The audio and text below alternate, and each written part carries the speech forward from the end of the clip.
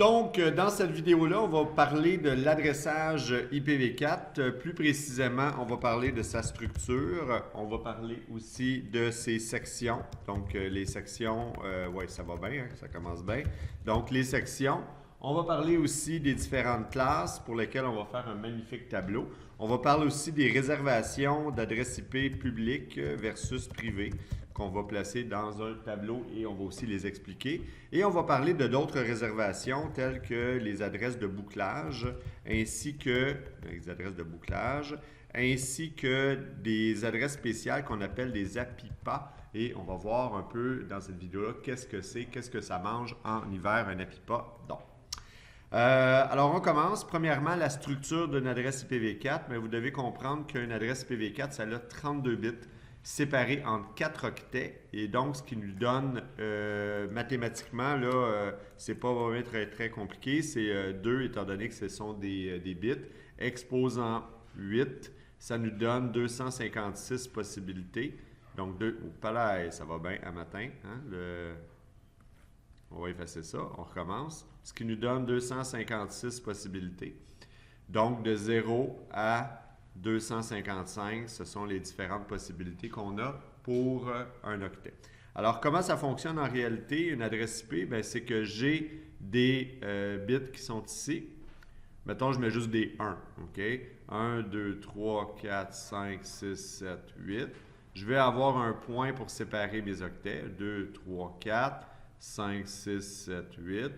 Je vais mettre un point pour séparer mes octets. 2, 3, 4, 5, 6, 7, 8. Et je mets un point pour séparer mon dernier octet. Alors, à partir de maintenant, je vais parler du premier octet, je vais parler du deuxième octet, je vais parler du troisième octet et je vais parler du quatrième octet. Alors, évidemment, il faut être capable de lire en binaire au niveau des valeurs. Alors, évidemment, si je représente un octet ici un petit peu plus gros, vous savez qu'un octet est constitué de 8 bits. Les 8 bits, c'est pas des... C'est des cases, hein? C'est un endroit où on peut mettre un 0 ou un 1. Donc, vous devez représenter un octet de la manière suivante, c'est-à-dire avec 8 espaces pour pouvoir mettre des 0 et des 1. Si jamais il y a un 1 qui est activé ici, ben la valeur de ce bit-là va être de 1. Si jamais il y a un 1 qui est activé ici, la valeur va être de 2. Je multiplie par 2 toujours les possibilités. Si jamais j'ai un 1 ici, la valeur va être de 4. Ici, la valeur va être de 8. Ici, la valeur va être de 16. Ici, la valeur va être de 32. Ici, la valeur va être de 64. Et ici, la valeur va être de 128. Donc, ce qu'on a comme possibilité, c'est tout simplement ça. Et tout ce qu'on a à savoir, ce sont ces chiffres-là. Une fois qu'on est comme ça, bien, on est capable de déterminer, par exemple, la valeur en binaire d'une adresse IP classique. Disons qu'une adresse IP là, qui commence par 10.9.8.7. Alors, j'ai mon adresse IP qui est comme ça. Il s'agit tout simplement de trouver la valeur en binaire de 10 et je l'écris. Alors, 10, c'est quoi? C'est pas rien à 128, pas rien à 64, pas rien à 32, pas rien à 16. Je vais me prendre un 8, je ne prendrai pas de 4. Je vais me prendre un 2, je suis déjà rendu à 10. Et voilà, j'ai mon 10 qui est écrit. Hop là, il y en a ici qui ont été, pour qui j'ai été. Je vois du non-verbal dans les yeux de gens qui ne comprennent pas. Alors, comment je fais pour faire 10 en binaire? Bien, je vais mettre des 0 puis des 1 dans évidemment, mon octet. Je ne peux pas prendre 128 parce que c'est plus gros que 10. Fait que je mets un 0. Je ne peux pas prendre 64 parce que c'est plus gros que 10, je mets un 0. Je ne peux pas prendre 32, c'est plus gros que 10, je mets un 0. Je ne peux pas prendre 16. Dès que je peux prendre un chiffre, je le prends. Je peux prendre un 8. 8 plus 2 égale à 10. Fait que le chiffre en décimale, en binaire de 10, c'est 0, 0, 0, 0, 1, 0, 1, 0. Tout simplement. Fait que ça vient de là. Même principe, même chemin pour le 9. Alors le 9, bien, ça va être une combinaison du 8 et du 1. Fait que donc, mon chiffre en binaire va être 0, 0, 0, 0. Le 8, clac, 0, 0, 1 pour le 9. Le 8, quant à lui, ben, va être une combinaison du 8 seulement. Donc, je vais avoir 0, 0, 0, 0, 1, 0, 0, 0, point. Et finalement, le 7, ça va être quoi? Ça va être 4 plus 3. Donc, je vais prendre le 4, le 2 et le 1. Alors, je vais avoir 0, 0, 0, 0. Le 8 va être à 0. Puis par la suite, j'ai 3, 1 pour terminer. Alors, c'est de cette manière-là qu'en fait que l'ordinateur voit les bits. Alors, ce qu'on va faire, c'est qu'on va reprendre cette information-là, puis on va placer ça sur une page. Oups, c'est pas là du tout que je voulais le faire. Alors, je vais recommencer. Je vais prendre cette information-là, cette adresse IP-là, et je vais le placer en haut pour pouvoir travailler avec. Vous devez comprendre qu'une adresse IP n'est jamais seule. Une adresse IP est toujours jointe à un masque de sous-réseau. Souvent, on va représenter le masque de sous-réseau avec une barre oblique à la fin de l'adresse IP et un chiffre. On voit souvent le chiffre 24. Qu'est-ce que c'est que 24? Bien, c'est 24 bits de masque de sous-réseau. Ça veut dire quoi? Ça veut dire tout simplement, je vais mettre le masque de sous-réseau en bleu, là. Alors, ça veut dire qu'en dessous du masque de l'adresse IP, on a des 1, 2, 3, 4, 5, 6, 7, 8, 9, 10, 11, 12, 13, 14, 15, 16, 17, 18, 19, 20, 21, 22, 23, 24. Et comme il y a toujours 32 bits, bien, je dois compléter ma séquence en ajoutant des zéros. Hein? Alors ça, c'est le masque de sous-réseau et je sépare mes octets en mettant un point entre chacun des octets. En réalité, le masque de sous-réseau, vous êtes habitué de le voir soit comme ça ou soit en calculant la valeur de chacun des octets. Ça ici, ça vaut 255, évidemment, parce que tout est à 1. Donc, c'est l'équivalent de 255.255.255.0. La règle est la suivante. Lorsque le masque de sous-réseau est égal à 1, ça veut dire quoi? Ça veut dire que c'est la partie, et là, je vais mettre quelque chose de nouveau, la partie réseau. Mon crayon écrit extrêmement mal ce matin. Ça va pas bien, mon affaire. Alors, c'est la partie réseau de la chose. Ça veut dire quoi, la partie réseau? Ça veut dire que, en jaune, étant donné que j'ai des 1 dans cet octet-là au complet, ça veut dire que tout cet octet-là va faire partie du réseau. Étant donné que j'ai des 1 dans tout cet octet-là, ça veut dire que tout cet octet-là va faire partie du réseau. Étant donné que j'ai des 1 dans cet octet-là, ça veut dire que tout cet octet-là va faire partie du réseau. Donc, j'ai toute une section ici de l'adresse IP au complet. Cette section-là, les 3 premières, qui vont faire partie du réseau. Ça tombe bien parce que on a... j'ai vraiment de la misère avec mon crayon, je m'en excuse. Je vais essayer de corriger le tir. OK. Alors, la partie réseau, elle est là. Elle est commune à toutes les machines dans le même réseau. Elle est, je vais mettre commune, parce que cette partie-là, l'adresse IP, va être identique pour toutes les machines dans le réseau.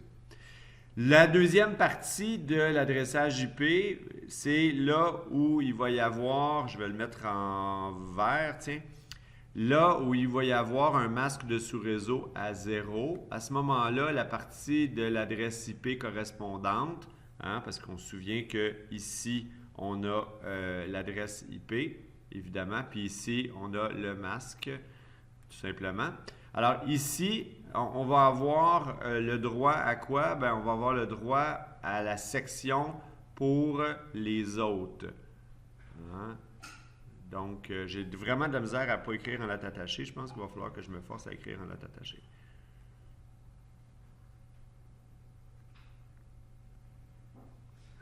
Hotus. On s'excuse à tous les téléspectateurs.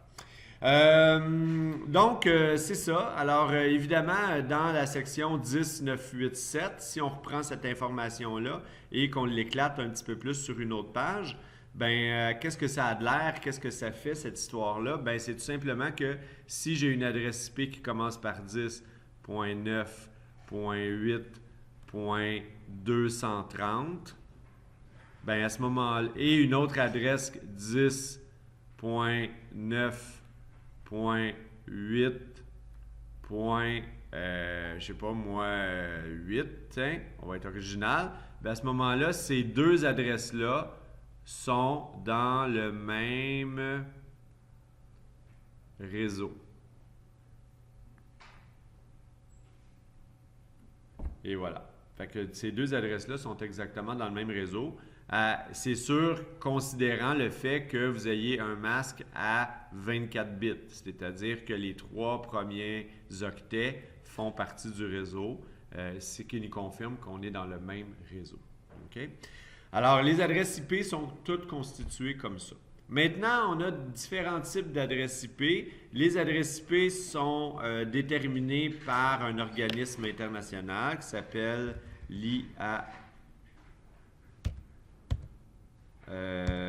l'ICANN, pardon, c'est ce que je dis là. Alors, l'ICANN. Alors, l'ICANN, c'est évidemment l'organisme qui va être responsable de déterminer les adressages IP ainsi que les noms de domaine. Au niveau des numéros d'adressage IPv4 et IPv6, c'est eux autres qui vont déterminer l'ensemble de l'œuvre, qui vont attribuer aux différents continents puis aux fournisseurs d'accès Internet des pays les adresses IP qu'ils ont le droit d'utiliser. Alors, tout ça, c'est normé, évidemment. Et au niveau d'IPv4, on manque d'adresses IP depuis 2012. On n'a plus d'adresses IP au niveau mondial depuis 2012. Il y a une pénurie d'adresses IP évidente.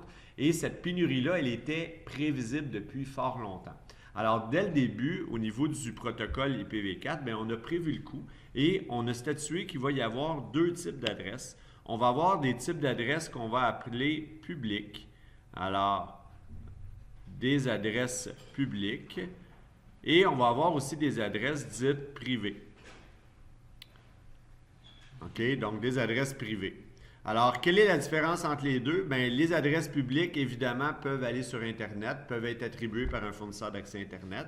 Les adresses privées vont être réservées dans des réseaux privés comme des LAN, des réseaux Local Area Network, des réseaux dits privés, et ne pourront jamais être utilisés ailleurs. Par contre, les adresses privées peuvent être réutilisées, les mêmes dans chacun des LAN.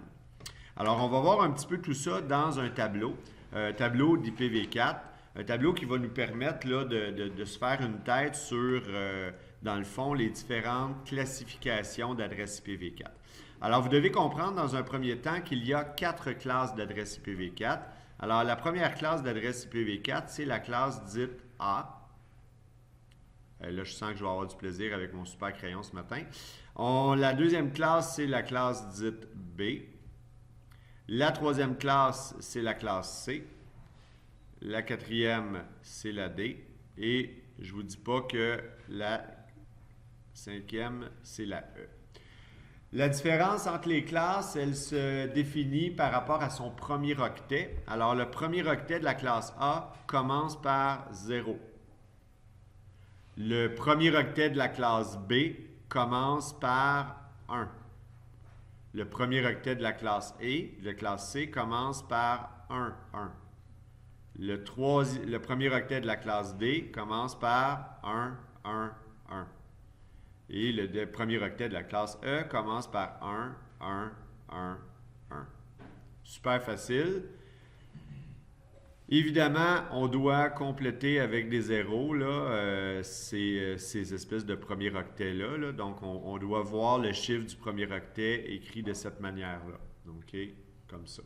Ce qui nous donne une plage d'adresse qui va commencer ici, au niveau de la classe A, par tout simplement 0, point. On a juste besoin de marquer le premier octet.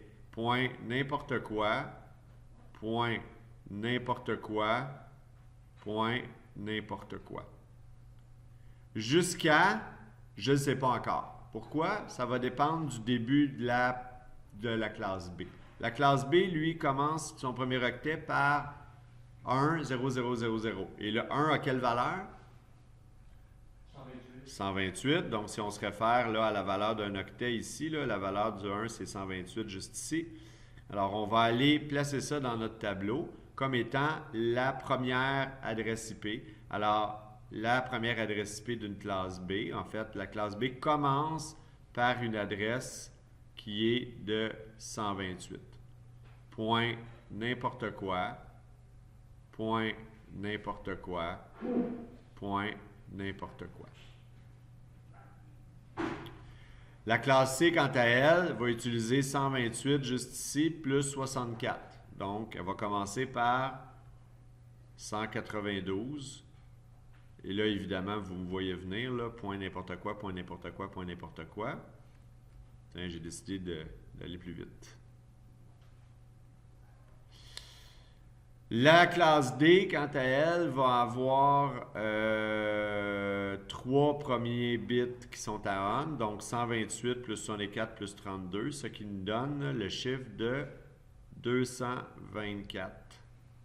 Toujours point n'importe quoi, point n'importe quoi et point n'importe quoi. La classe E, 240, donc j'ai 128 plus 64 plus 32 plus 16, ce qui nous donne le fameux chiffre de 240. Il faut savoir additionner en réseau, là. Point X, point X, point X. Ce qui fait en sorte qu'on est capable de déterminer les adresses, les plages d'adresse IP. Donc la plage, on va parler en anglais du range. Alors évidemment, la classe A se termine par 127, point n'importe quoi, point n'importe quoi, point n'importe quoi. La classe B par 191, point n'importe quoi, point n'importe quoi, point n'importe quoi. Et la classe C par 223, point n'importe quoi, point n'importe quoi, point n'importe quoi. La classe D, quant à elle, 239, point n'importe quoi. Bon, hein, c'est ça. Et la classe E se termine par 255, point X, point X, point X. Il y a des exceptions là-dedans, évidemment, là, parce que 255, 255, 255, 255, c'est la diffusion. Donc, la diffusion des diffusions, là, fait que c'est sûr qu'on ne peut pas utiliser ça. Au niveau de la classe E, on va régler son cas tout de suite. C'est réservé aux expériences, donc c'est expérimental. Alors, on n'a pas à s'en soucier. On ne pourra pas utiliser des adresses de classe E. Donc, tout ce qui est 240 jusqu'à 255, 254, on ne peut pas les utiliser. La classe D, c'est une classe qui est particulière, utilisée pour du multicast. Donc, multicast. Alors, les logiciels comme Ghost Multicast, comme NetSport School vont utiliser ce genre d'adressage-là. Alors, tout ce qui est multicast, c'est-à-dire, on dit en français multidiffusion. Donc, tout ce qui est multidiffusion, c'est la classe D qui va régaler par rapport à ça. On a un masque sous réseau minimal et j'insiste sur le fait qu'il soit minimal. C'est très important pour chacune des classes. Dans la première classe, la classe A, le masque réseau minimal, c'est 8 bits, soit 255.0.0.0. Et faites attention, c'est minimum. Au niveau de la classe B, le seuil minimum de masque de sous-réseau, c'est 16 bits, soit 255.255.0.0. Et le masque de sous-réseau minimum pour la classe C, c'est de 24 bits, soit de 255.255.0. Au niveau de la classe D, maintenant, donc la classe D, j'ai dû peser sur pause pour aller faire une petite vérification, mais le masque de sous-réseau minimal n'est pas défini, donc on peut mettre à peu près n'importe quoi selon les logiciels. Alors, ça nous laisse, dans le fond, 3 classes les plus importantes. La classe A, la classe B, la classe A la plus importante, la classe B la plus importante et la classe C. Dans chacune des classes, vous êtes habitué de voir certaines adresses utilisées derrière les remparts d'un pare-feu. Donc, derrière, souvent, on va voir un routeur intégré et on va avoir des adresses différentes. Alors, premièrement, vous devez comprendre qu'au niveau de réservation privée, tout ce qui commence par 10, point n'importe quoi, n'importe quoi, n'importe quoi, c'est une réservation dite privée de la classe A.